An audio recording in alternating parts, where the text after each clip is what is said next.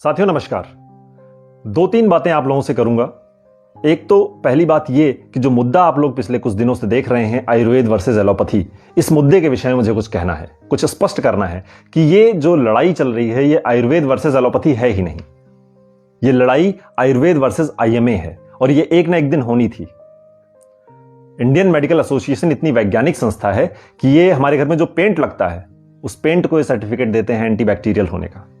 ये LED bulb को certificate देते हैं एंटीबैक्टीरियल होने का कि इस बल्ब को लगाइए, आपके घर में 85% बैक्टीरिया नहीं आएंगे। और यही इंडियन मेडिकल एसोसिएशन आयुर्वेद को स्यूडो साइंटिफिक कहता है। यही इंडियन मेडिकल एसोसिएशन कहता है कि IMA characterise the medical practitioners of Ayurveda as quackery. ये मैं नहीं कह रहा हूं, ये विकिपीडिया का वाक्य है, विकिपीडिया पे आप जाके पढ़ सकते हैं।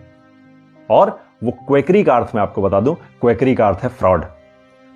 तो जब हमें अपनी संस्कृति पर, अपने सभ्यता पर, अपने सनातन परंपरा पर, अपने चिकित्सा पद्धति पर गर्व नहीं होगा, गर्व तो बहुत बाद की बात है, पहले समझ ही नहीं होगी, आप समझने का प्रयास भी नहीं करेंगे। दुर्भाग्यपूर्ण तो यह है कि आप कोशिश भी नहीं कर रहे हैं उसको समझने की। आप उसके रिसर्चेस को फर्जी बता देते हैं। अगर कोई व्यक्ति आयुर्वेद में, योग में, किसी भी अन्य चिकित्सा पद्धति में कोई रिसर्च करता है, कोई चीज साबित करने की कोशिश करता है, अच्छा अगर कोई व्यक्ति करना चाहेगा तो क्या करेगा? यही ना कि वो उस पर रिसर्च करेगा, रिसर्च आपके सामने लाकर प्रस्तुत करेगा और आप क्या कहेंगे कि ये तो फ्रॉड है जी। तो अगर इस तरह से चलता रहेगा तो ये कब तक चलना था? तो ये किसी ना किसी दिन ही होना था। आयुर्वेद और इंडियन मेडिकल एसोसिएशन का टकराव होना था। पर ये जो बात भ्रमित हो रही है इसको मैं स्पष्ट करना चाहता हूं कि ये लड़ाई आयुर्वेद वर्सेस एलोपैथी नहीं है। दोनों पद्धतियां अपनी जगह पर श्रेष्ठ हैं। आयुर्वेद अपनी जगह श्रेष्ठ है और एलोपैथी अपनी जगह श्रेष्ठ है। दोनों चिकित्सा पद्धतियों की सीमाएं हैं, लेकिन जो इंडियन मेडिकल एसोसिएशन है वो सीमाओं को नहीं मानता। आप जब कभी गए होंगे किसी वैद्य के पास, और आप सोचिए अगर किसी वैद्य के पास आप जाएं और किसी इमरजेंसी कंडीशन को लेकर जाएं, उस कंडीशन में क्या आयुर्वेदिक वैद्य आपको दवाइयां देगा? अगर आपका पैर टूट गया है या हार्ट अटैक आ रहा है तो क्या वो औषधियां देना शुरू कर देगा? क्योंकि उसे अपनी सीमाएं पता हैं। उसे पढ़ाया गया है बीएमएस की डिग्री के दौरान कि सीपीआर कैसे दिया जाता है। उसने भी डिग्री की है, उसने भी पढ़ाई की है। लेकिन वो आपको बोलेगा कि आप तुरंत एलोपैथी के पास जाइए। लेकिन क्या आपने कभी किसी डॉक्टर के मुंह से सुना कि आप डायबिटीज की दवा लेने जाएं अपने घर के किसी सदस्य को लेकर के, और वो डॉक्टर कहे कि एलोपैथी में इसका इलाज नहीं है संपूर्णतः, तो आप एक बार आयुर्वेद के पास ट्राई कीजिए। उनके पास भी रिसर्चेस हो रही हैं, रिसर्चेस कर रहे हैं वो लोग भी, और इसका इलाज उनके पास हो सकता है। उन्होंने ऐसा दावा किया है और उनके पास ऐसी पढ़ते हैं, सारे डॉक्टर्स पढ़ते हैं रिसर्चेस को। ये इंडियन मेडिकल एसोसिएशन के जो पदाधिकारी हैं वो भी पढ़ते हैं। वो देखते हैं कि इसमें दम है और इसी बात से तिल मिला रहे हैं। क्योंकि बाजार जो समझेगा, जिसके अंदर से संवेदनाएं समाप्त हो जाएंगी, भावनाएं खत्म हो जाएंगी, जो व्यक्ति को बाजार समझना शुरू कर देगा, उसको हर इस बात से समस्या होगी जब उसके बाजार पर चोट पहुंचेगी। तो ये जो सीधी लड़ाई है, सीधा टकराव है कि उनके बाजार पर चोट की गई है। क्योंकि आप नहीं सुनेंगे किसी डॉक्टर से कि हमारे पास आर्थराइटिस का इलाज नहीं है जी। आप एक बार कोशिश कीजिए, शायद आपको आयुर्वेद में मिल जाए, क्योंकि उनके पास रिसर्चेस हो रही हैं इस पर। स्वीकार करना सीखिए। जब तक सीमाएं स्वीकार नहीं करेंगे तब तक कुछ भी अच्छा होना, कुछ भी विधायक होना संभव नहीं है। कुछ भी इस प्रकार का जो प्रोडक्टिव निकले नहीं संभव है। आपस में लड़ते रहिए और कहते रहिए एक दूसरे को फ्रॉड। आखिर मैं जानना चाहता हूं, आज आईएमए के पदाधिकारियों से भी यह प्रश्न करूं, अगर उन तक ये वीडियो पहुंच पाए, कि किस आधार पर आप स्यूडो साइंटिफिक कह रहे हैं? आपने सुश्रुत संहिता उठा के पढ़ा है? 200 वर्ष पहले, 250 वर्ष पहले एलोपैथी का जन्म हुआ है। क्या उसके पहले लोग चिकित्सा के बिना मर जाया करते थे? अरे उठा के पढ़िए सुश्रुत संहिता को।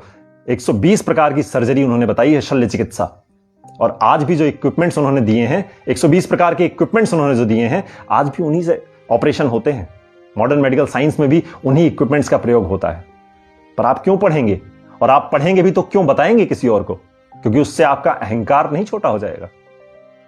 तो ये अहंकार का जो टकराव है, इसको थोड़ा सा कम करना होगा अगर हम चाहते हैं कि इस देश में कुछ ऐसा हो कि इस देश में प्रगति भी हो, लोगों का जो स्वास्थ्य है उसमें सुधार हो।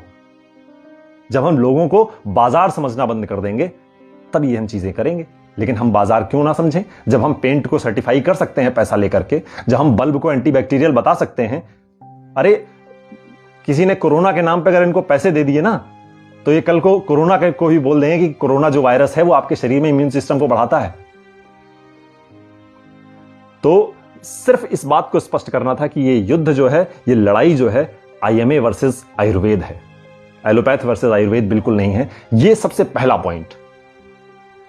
और एक बात और कि इंडियन मेडिकल एसोसिएशन बहुत जिम्मेदार संस्था हो सकती थी। मैं उसकी तारीफ में आज ये वीडियो बना रहा होता अगर उसने फार्मा इंडस्ट्री के जो दवाइयों के रेट हैं उन पर प्रश्न चिन्ह उठाए होते।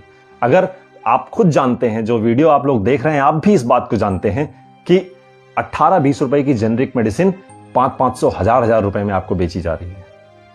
आप जानते हैं इस बात को, इंडियन मेडिकल एसोसिएशन भी जानता है।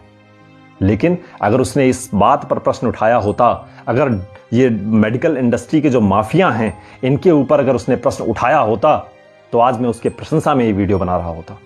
लेकिन दुर्भाग्य है कि उसने ऐसा नहीं किया। और दुर्भाग्य यह भी है कि जो कोई व्यक्ति ऐसा करने की कोशिश कर रहा है वो सीधा उसका प्रहार डॉक्टर्स के ऊपर ले जा रहे हैं। कह रहे हैं ये डॉक्टर्स का अपमान है, डॉक्टर्स का ये कर दिया और वॉरियर्स को मनोबल तोड़ दिया और ये कर दिया वो कर दिया, दुनिया भर की बातें। और उसके बाद अगर कोई इनके ऊपर प्रश्न चिन्ह लगाए तो 1000 करोड़ का मानहानि का मुकदमा कीजिए। मुकदमा, अगर सत्य बोलने पर मुकदमे होते हैं तो कीजिए मुकदमे पर, सत्य बोला जाएगा और ये बहुत आवश्यक है। और मैं आप लोगों से भी कहना चाहता हूं जो ये वीडियो देख रहे हैं कि जब महाभारत का युद्ध आरंभ होना था और जब दोनों सेनाएं एक दूसरे के समक्ष खड़ी हुई थी, तो युधिष्ठिर ने एक बार फिर घोषणा की थी, कहा था कि यह धर्म युद्ध प्रारंभ होने वाला है और जो भी व्यक्ति धर्म के पक्ष में आना चाहता है, अभी भी समय है, अभी भी आ सकता है। तो आपसे मैं कह रहा हूं, किसी व्यक्ति से व्यक्तिगत द्वेष के कारण इस समय अधर्म का साथ मत दीजिएगा, वरना आपकी और हमारी पीढ़ियों को भुगतना पड़ेगा। ये जिस चिकित्सा पद्धति को फ्रॉड कह रहे हैं, उसके डॉक्टर्स को का क्या सम्मान करेंगे या किसी की बात क्या सुनेंगे? वो तो स्वामी रामदेव की बात थी कि उनकी बात को गंभीरता से लिया तो कम से कम बराबर का बात तो निकलने दी। ऐसा नहीं है कि उनके पहले किसी ने बात बोली नहीं है, बोली है, पर गंभीरता से ली ही नहीं जाएगी। आपकी बातों को और हमारी बातों को इस तरह से नकार दिया जाएगा जैसे हम कुछ कह ही नहीं रहे हैं। तो आज अगर किसी के माध्यम से बात निकली है तो इस बात को दूर तक पहुंचाइए और इस बात को ऐसे रुकने मत दीजिएगा जब तक इसका कोई समाधान ना निकले।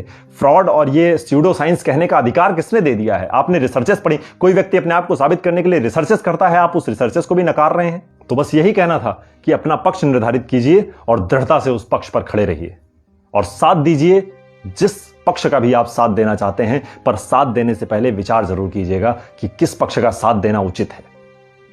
बहुत बहुत धन्यवाद। फिर आपसे संवाद होगा। नमस्कार।